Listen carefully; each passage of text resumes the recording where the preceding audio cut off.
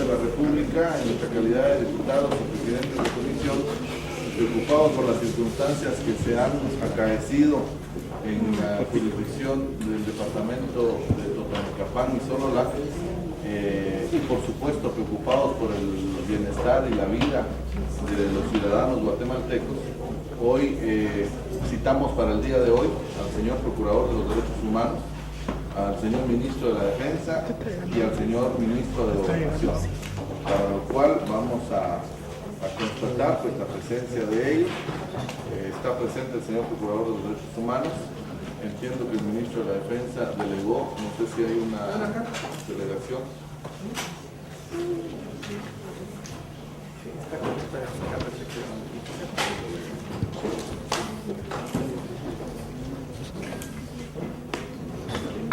Entonces, para que responda en esta citación el viceministro de la Defensa Nacional, y hemos constatado la ausencia del ministro de Gobernación, de lo cual simplemente tomamos nota.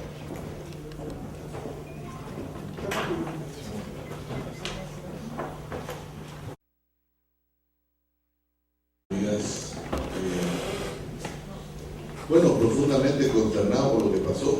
Creo que aquí hay mucho que hacer para poder devolverle algún grado de legitimidad a la institución del Estado, y por supuesto, incluido el Ejército de Guatemala, el Ministerio del Ejecutivo y sus ministerios, y por supuesto la Procuraduría de Derechos Humanos. Aquí hay dos parámetros importantes. El viceministro entiendo que está en calidad de ministro sustituyendo al ministro de la situación. Frente al mandato constitucional que tenemos como Estado y que el Ejército de Guatemala tiene, sin duda alguna que está absolutamente claro que el derecho a la vida es un elemento fundamental y fundante para la defensa y para hacer y tomar decisiones y acciones concretas.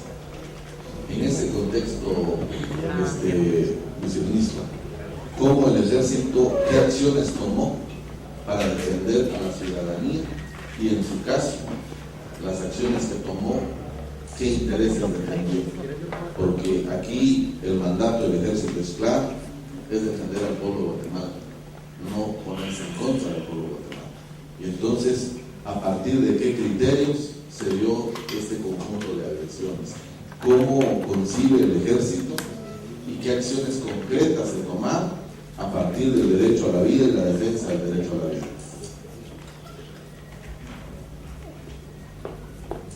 Sí, señor diputado, en su momento, como ya se habló, si en el área se accionaron ciertas armas por cierto personal, ellos mismos indican de que fue en defensa de la vida de ellos por la agresión de un grupo de personas. En ningún momento ellos indican que el interés de ellos fue agredir, herir o causar un daño mayor a ninguno de los ciudadanos que estaba en el área. Señor viceministro, usted dice, y según los documentos, espero que nos deje copia, por nuestra nota pedía un informe, según se expresa, se le pidió al Ejército apoyar en el marco de ese acuerdo gubernativo de colaboración interinstitucional que existe. Se pidió apoyar para un eventual desalojo. Usted ha hablado constantemente de desalojo. Según la práctica del Ejército de Guatemala, ¿cómo definen desalojo y en qué términos se preparó el Ejército para cumplir esa petición de apoyo en el área de conflicto?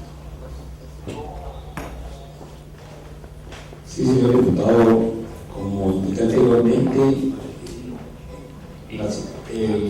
la situación operacional del lugar le corresponde directamente a la policía. La policía en su momento tenía que tomar las acciones ejecutivas.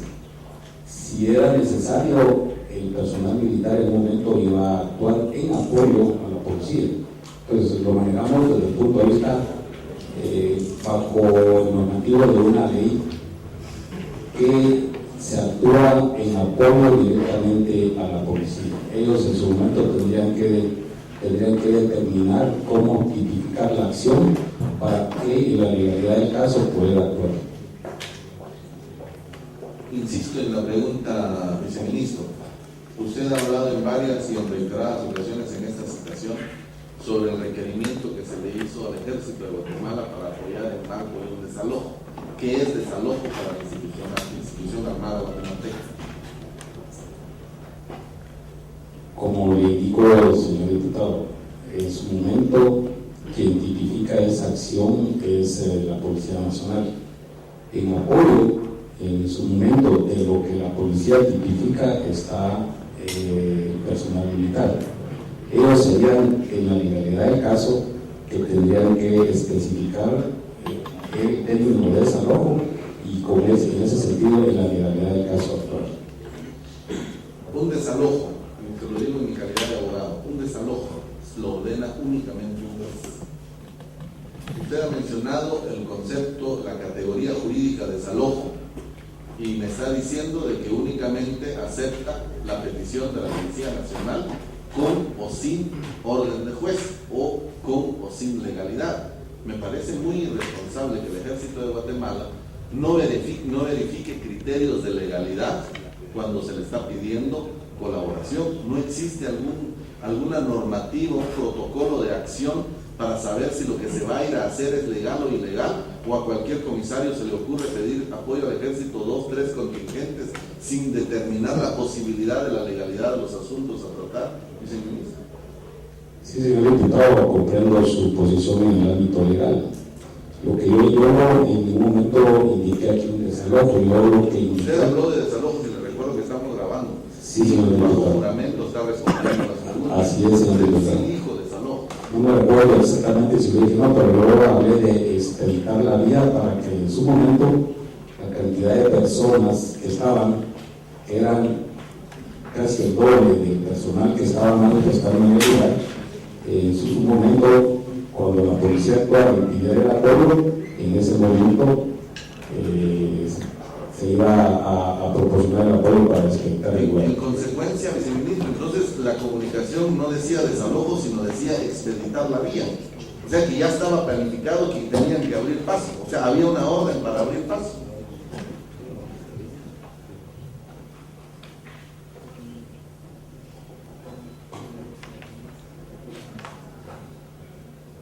Sí, en su momento seguro que la policía indicó era para apoyar en una situación de manifestación en el departamento de Sololá. Ese fue el hecho del cual en su momento se solicitó. Con todo respeto, viceministro, léanos el contenido, porque cuando dice apoyar una manifestación, me imagino que era ir y acompañar a los manifestantes. Sí, dice asunto, solicitando apoyo de 100 efectivos para apoyar en manifestación en el departamento de Sololá y Totonicapán. Dice, construcciones verbales del señor director general Bruto del Ramo, me dirijo a usted con el objeto de solicitar su valiosa colaboración. A efecto se autoriza el apoyo de 100 efectivos del Ejército de Guatemala, el cual tendrá su situación operacional en el departamento de Sololá y Totonicapán. Esa es la solicitud que un momento... Esa solicitud no está clara, ahí dice apoyar a la manifestación, pero tal vez llevarle agua a los manifestantes o algo por el estilo. Y además no dice con claridad cuál es el asunto. Entiendo de que entredice de que hubo una comunicación verbal con el subdirector general de la Policía Nacional, que me imagino que él dio alguna instrucción para que eso tenga algún sentido, porque el contenido ese no tiene ningún sentido.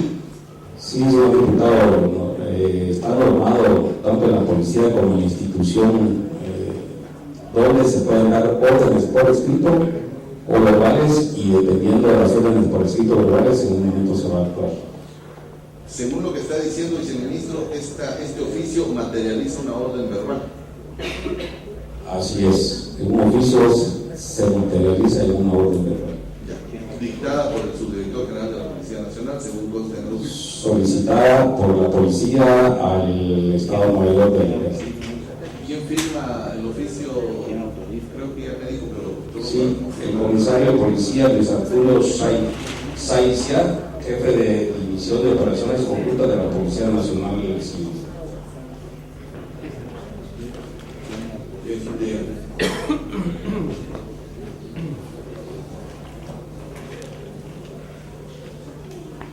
Si ya se había ordenado el retroceso y el retiro, ¿por qué no se cumplió inmediatamente el retiro de las fuerzas del ejército, viceministro? ¿En qué momento se dio el conflicto? ¿Antes o después de la orden de retiro? En el momento que se estaba haciendo el retiro fue que se dio el conflicto, según está informado. En el momento en que hay un conflicto de choque, se da la orden de que se retire. Y resulta que públicamente el señor presidente de la República dijo que 7 miembros del ejército de Guatemala dispararon sus armas. 7 miembros del ejército incumplieron la orden de retiro. ¿Puede un soldado desobedecer una orden y accionar su arma sin una orden, ministro? Señor diputado, usted indicó la situación de conflicto de choque. Cuando se da la orden de retiro, en ese momento se particulariza que ningún personal puede actuar ya porque se está dando el retiro. Como usted indica, 7 elementos no cumplieron la orden y eso no es así, ya que ellos accionaron, como indiqué anteriormente, porque una cantidad de ciudadanos que estaban en el área empezaron a atacar al camión que en su momento le prendieron fuego. Disculpe que le interrumpe, viceministro. Eso no puede ser así. Y yo le pido que asuma la responsabilidad de no volver a repetir que fue por necesidad, por defensa. Eso ni el señor presidente de la República tiene derecho a decirlo. Eso lo dicta un juez. Hay 8 muertos, hay disparos, hay una investigación abierta. Ni siquiera el presidente de la República puede decir que 7 soldados que activaron sus armas lo hicieron en defensa propia. Eso lo dicta un juez. Nadie más. El señor presidente puede dar misa si quiere, pero no puede decir y sustituir al organismo judicial en un caso concreto en donde hay 8 muertos. Yo le pido, señor ministro, en la calidad que tengo y el mandato de la legalidad de estos temas, que se abstenga a decir de que un soldado activó su arma en defensa propia. Esa no es función de ninguna jerarquía, ni del ejército, ni del ejecutivo. Es función estricta y exclusivamente del organismo judicial. Hoy hay 8 muertos. Es un juez quien va a decidir si hubo o no hubo defensa propia. Es el Ministerio Público quien tiene que demostrar si hubo o no don o intencionalidad. Un soldado puede disparar si no hay orden de disparar. Señor diputado, yo solamente quisiera hacer mención en convenios y tratados también en beneficio de aclarar lo que usted está solicitando. En la resolución 1542-2004 del 30 de abril de 2004 del Consejo de Seguridad de Naciones Unidas se habla de principios básicos sobre el empleo de la fuerza y de armas de fuego por los funcionarios encargados de hacer cumplir la ley. En el principio número 9 establece los principios encargados de hacer cumplir la ley no contener armas de fuego contra las personas, salvo en defensa propia o de otras personas. Como le vuelvo a decir, lo que indicaron los elementos de tropa que se sintieron amenazados y en su momento accionaron sus armas en defensa propia. Eso lo indican ellos. Y por eso en su momento se toma como una situación de defensa de los elementos de ellos. Hasta ahí va bien, esto tiene toda la razón. Si es lo que ellos dijeron, está bien, no vamos a cambiar lo que ellos dijeron. Pero hasta ahí llegamos. O sea, la institucionalidad no puede asumir como verdad eso. Eso lo tiene que demostrar un tribunal. Es como que yo venga y diga que ustedes son culpables de ejecuciones extrajudiciales. Yo no tengo el derecho de decir eso. Lo puedo presumir, lo puedo entender. Ahí hay una lógica que me indica que 8 ciudadanos guatemaltecos fueron ejecutados extrajudicialmente. Y esa es la verdad puesta sobre los hechos. Pero yo no tengo derecho a condenar ni al ministro ni a toda la línea de mando hasta que no sea un juez quien lo haga.